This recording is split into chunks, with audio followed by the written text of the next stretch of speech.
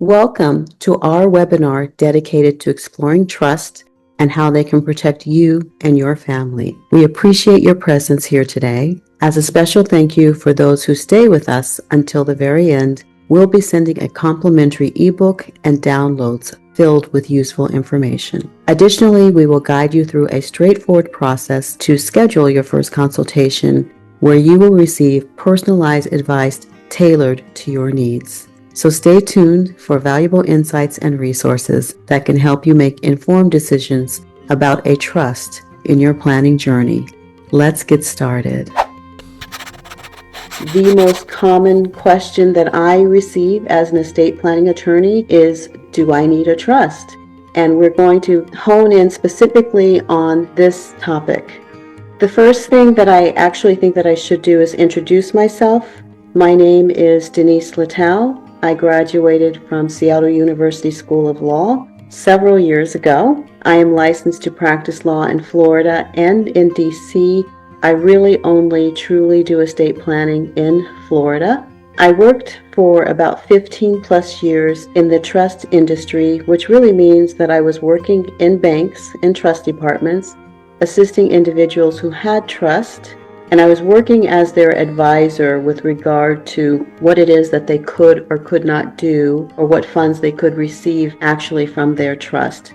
So my expertise lies mostly in the trust area. How exactly did I get here? Well, I do have to go to my parents, Fred and Deloise. My father was a career military man, and he fought in both Korea and Vietnam.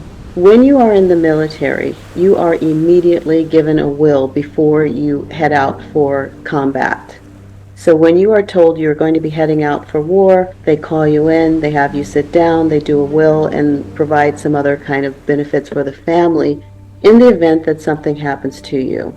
So if you grow up in this environment, you're pretty used to thinking about the fact that you could lose one of your parents. Secondly, my mother, who's to Deloise, she lost both of her parents by the age of 3. Her mother at 2, her father at 3.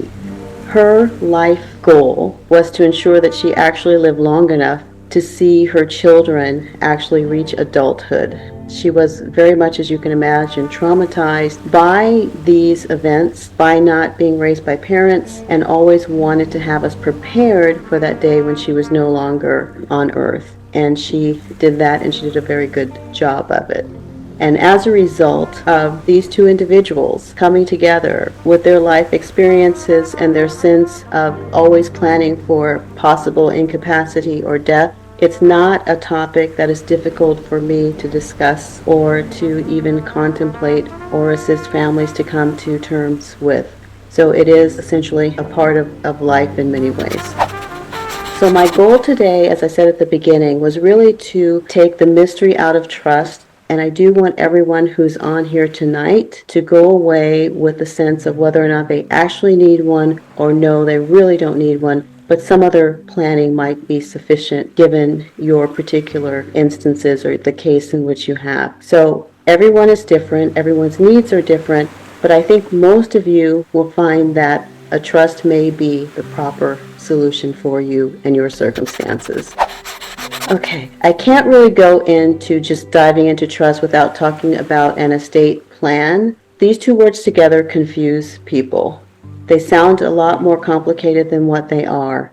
An estate is really all that you own your property, and planning or a plan is a plan.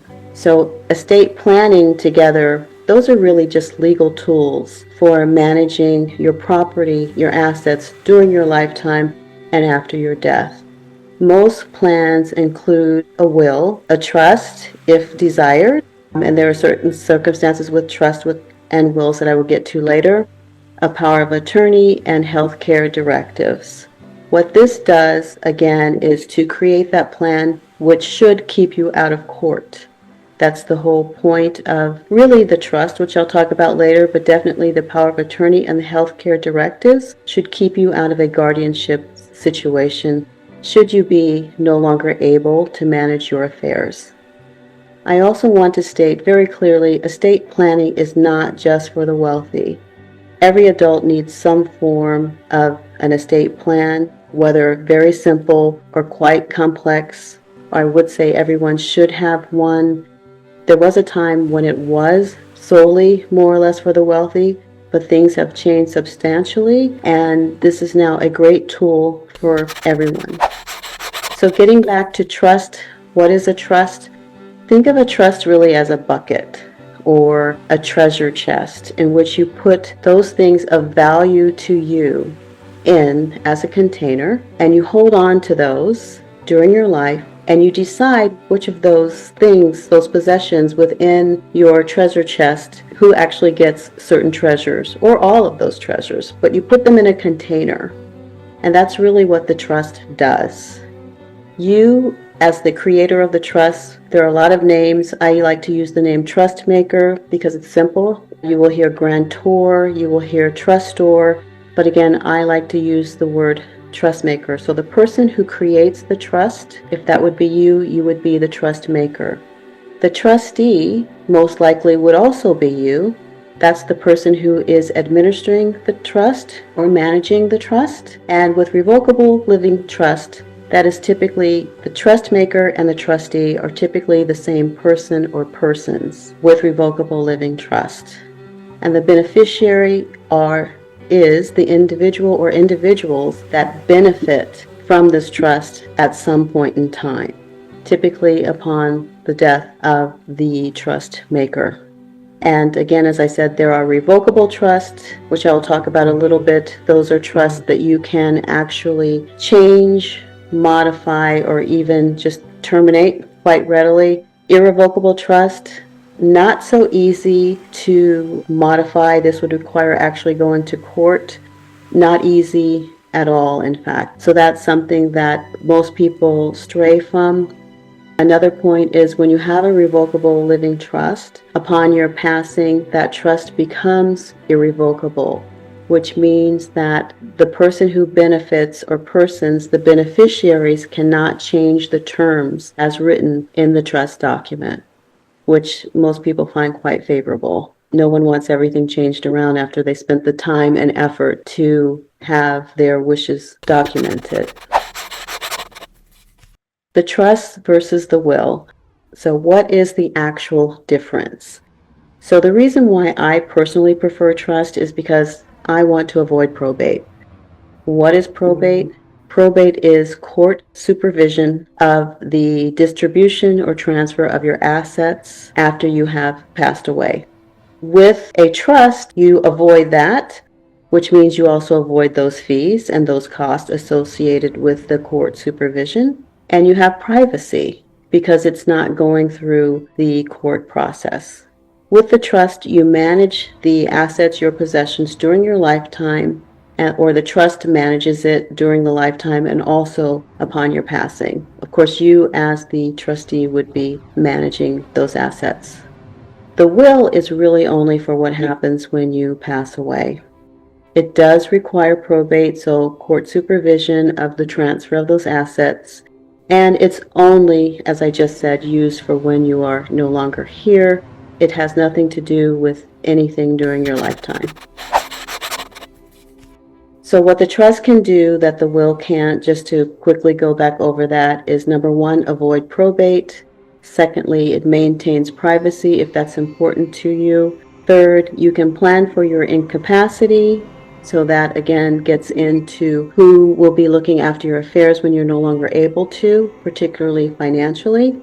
Fourth, it controls distribution, and a good example of that is you can determine in a trust, for example, if you have children who are minors, that you don't want them to receive any funds from the trust until the age of 21 or 35, or until they have reached a milestone such as graduated from college or graduated from a vocational school. You can control that based on the language within your trust document. Trust can also protect assets. Revocable living trusts are not really utilized for that purpose. There would be other mechanisms that would have to be in place in order to actually protect assets, because again, if you create this revocable trust for yourself, you still have control over it. So because you still have control over it, it's not a real tool for protecting assets, so to speak.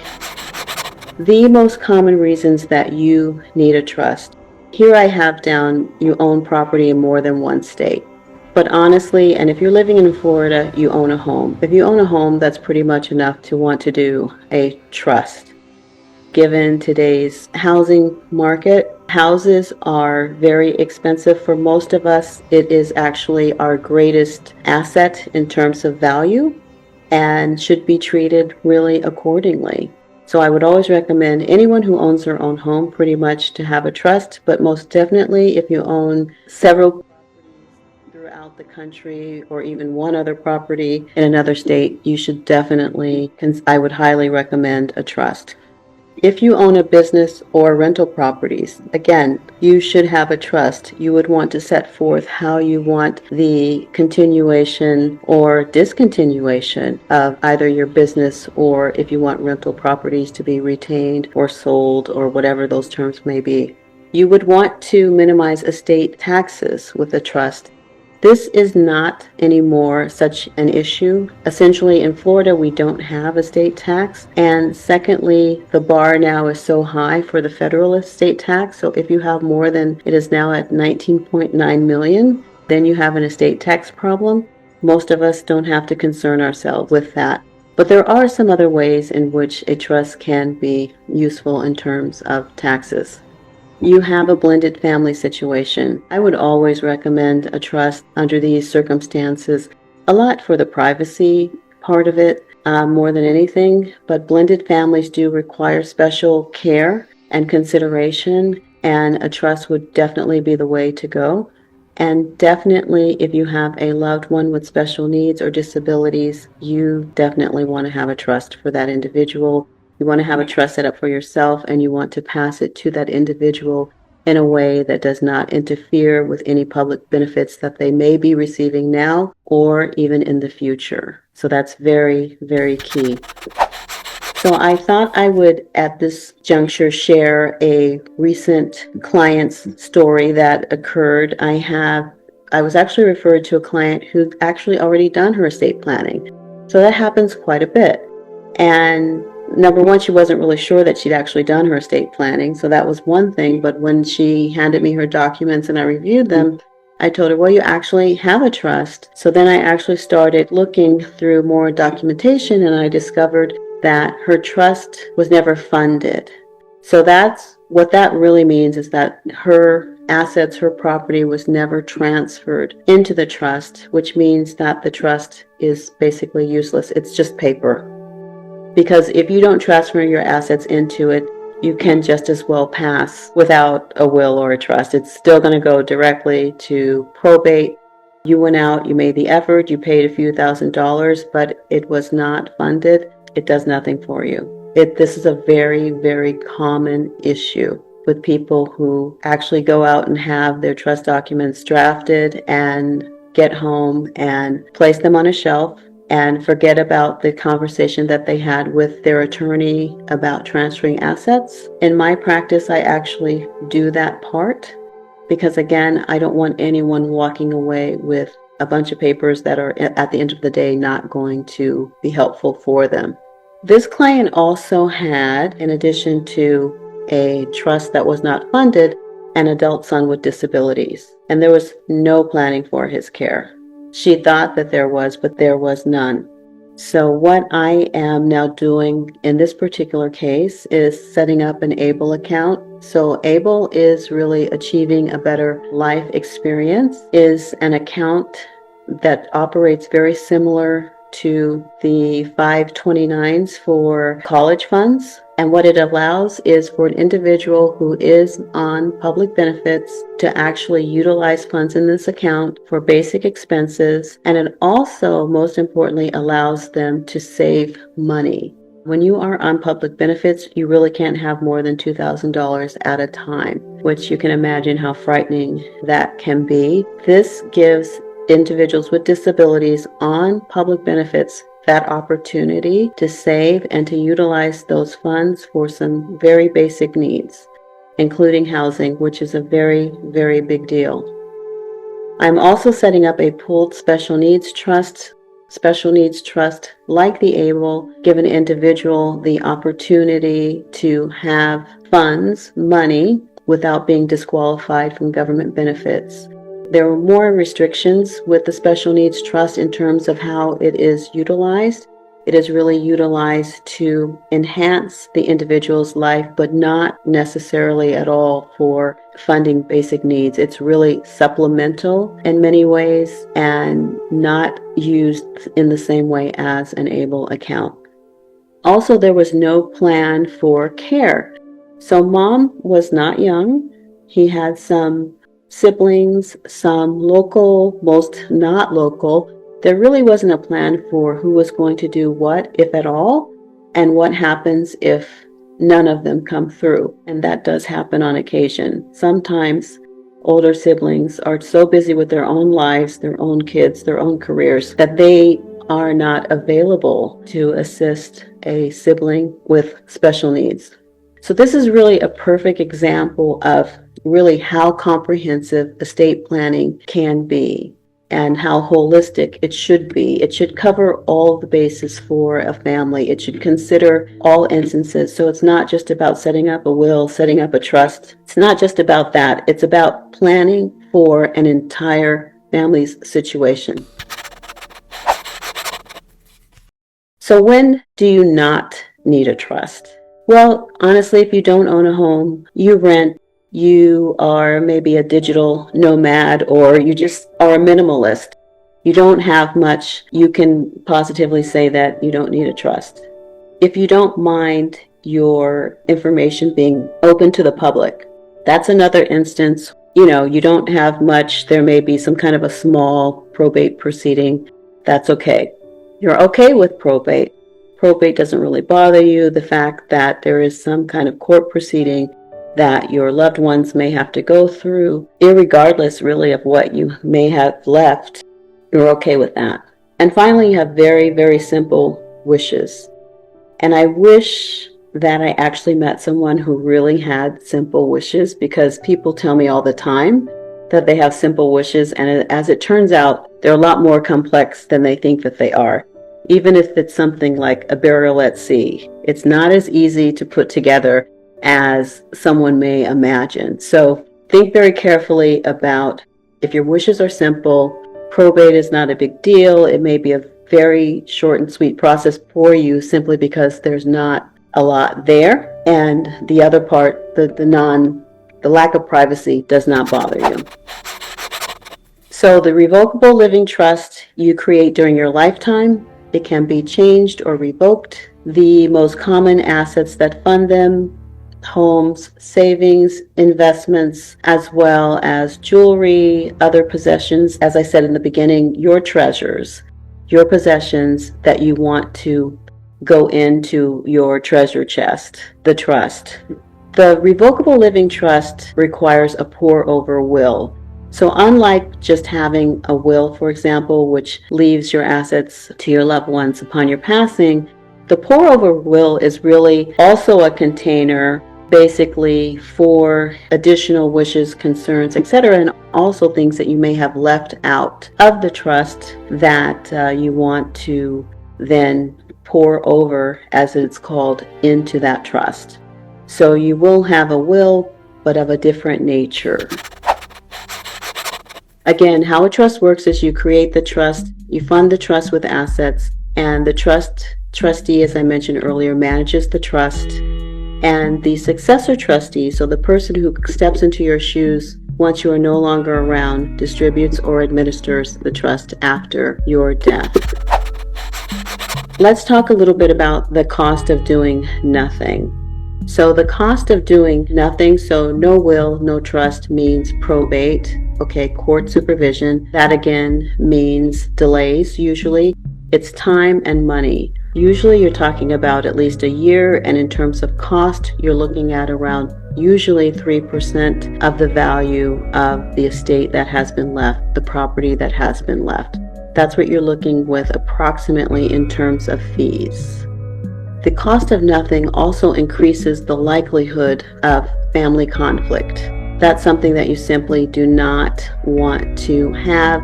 And one of my biggest taglines is really keeping families out of court chaos and conflict. Additionally, there's loss of privacy, which we have discussed. You don't want that. And the costs, again, are much higher later all around. So you do want to avoid this. So what does a trust cost? A simple trust is typically between $2,500 and $3,500. Advanced planning is at the $4,000 plus range. Again, in terms of probate, you are looking at an average of 3%. And the typical retainer that an attorney will require for probate proceedings or starting that is usually around $10,000 and up. How I help is really with customized plans, a flat fee, hybrid pricing, reviewing existing documents, something that we call a kids protection plan, which is really the nomination of guardians short-term and long-term in the event that something happens to you. You want to have care, you want to have adults named to look after your children, and you don't want them to spend even 24 hours in child protective services. The kids protection plan prevents that. And then there is also special needs planning, which I did previously discuss a little bit with the family, where an ABLE and a special needs trust was required to ensure that the loved one with disabilities would not lose their government benefits. Thank you so much for investing your time in this webinar and learning about trust with us. To discover if a trust is the right choice for you, we invite you to complete our short quiz. It will help determine your needs and allow you to schedule a free, no-pressure call with me. You will also receive free downloadables such as an estate planning list, a residence maintenance list, which is fantastic if you've recently inherited a property, as well as the ebook, Don't Leave a Mess. Also, perhaps you have determined that you do not need a trust. We do have a will plan, which includes the will, a power of attorney, healthcare surrogate, living will, and HIPAA release, which may be the right option for you. Please book a consultation call with us today. Thank you again.